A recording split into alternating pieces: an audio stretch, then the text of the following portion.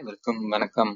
ஹிப்காப் தமிழா entertainment தயாரிப்பில் ஹிப்காப் தமிழா ஆதி இயக்கம் மற்றும் இசையில் வந்துள்ள படம் கடைசி உலகப்போர். இதில் முக்கிய நடிகர்களாக ஹிப்காப் தமிழா ஆதி, அனகா, நட்டி, நாசர் நடித்துள்ளனர். கடந்த கால கதைகள், நிகழ்கால கதைகள் என தமிழ் சினிமாவில அதிகம் வந்திருக்கு. ஆனா எதிர்கால கதைகள் என்பது அபூர்வம் தான். இந்த படத்துல எதிர்கால கதை, அதாவது 2028 நடப்பது போல கதையை வச்சு இந்த படத்தை கொடுத்திருக்கிறாரு ஹிப்காப் தமிழா ஆதி. 2028ஆம் ஆண்டில் தமிழகத்தின் முதல்வரா இருப்பவரு நாசர். ஆனா அதிகார மையம் என்பது அவரது மச்சான் நட்டியிடம் தான் இருக்கு. மத்திய அரசு வர தன்னுடைய அதிகாரத்தை வச்சிருக்கிறாரு. நாசருக்கு உடல்நிலை சரியில்லாம போக அவரது வாரிசான அனகாவை அடுத்த தலைமை பதவிக்கு தயார்படுத்துறாரு நட்டி.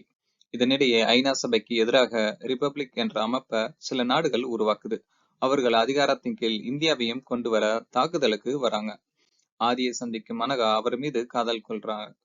அனகாவுக்கு ஆதிதான் ஆலோசனை தராரு அப்படின்னு நினைக்கும் நட்டி ஒரு அரசியல் குழப்பத்தை ஏற்படுத்தி ஆதிய கைது செய்ய வைக்கிறாங்க. நடந்த வன்முறையில் சென்னையில் ஏற்பட்ட கலவரத்தினால இந்திய ராணுவம் அதிகாரத்தை எடுத்துக்கொள்ளுது. நட்டியும் கைது செய்யப்படுறாரு. ஊட்டிக்கு கொண்டு செல்லப்படும் ஆதி, நட்டி அங்கு நடந்த தாக்குதல்ல மாயமாகுறாங்க. அந்த சமயத்துல ரிபப்ளிக் அமைப்பை சேர்ந்த படைகள் சென்னை மீது தாக்குதல் நடத்துது. வெளியுலக தொடர்பும் துண்டிக்கப்படுது. ரிபப்ளிக் அமைப்பால் தமிழக பகுதிகள் ஒரு நாடாக அறிவிக்கப்பட்டு நாசரு பிரதமராக அறிவிக்கப்படுறாரு. இதன் பின் என்ன நடக்குது அப்படிங்கறதான் படத்தின் மீதி கதை. இசையமைப்பாளராக வந்து நடிக்க ஆரம்பித்து இயக்குனராகவும் மாறிய ஆதி இந்த படத்தில் தயாரிப்பாளராகவும் மாறியிருக்கிறாரு.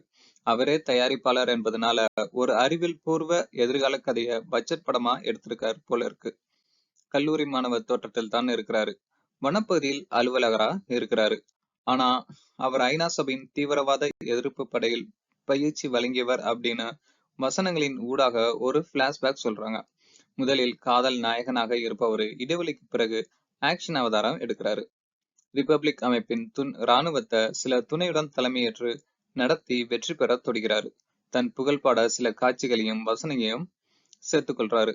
தயாரிப்பாளரா முதலீடு செஞ்சு அதை கூட வச்சுக்கொள்ளாட்டி எப்படி?